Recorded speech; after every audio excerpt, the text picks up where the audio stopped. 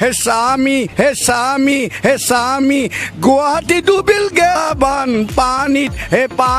হে পানীত ঘৰত নাই নাই না মই নেজানো বুলি ভাবিছো মই নেজানো বুলি ভাবিছো এইটো পিও খোৱা পানী আই স্বামী এই ঘৰত নাই এইটো পিও খোৱা পানী কৈছে একো ধৰিবই নোৱাৰি গোটেই ৰাজধানীখনক শুনাব নালাগে নহয় কাটককে দিম আকৌ আমি এই মাৰ্চিডিজখন ৰচিৰে আনা টানি এই স্বামী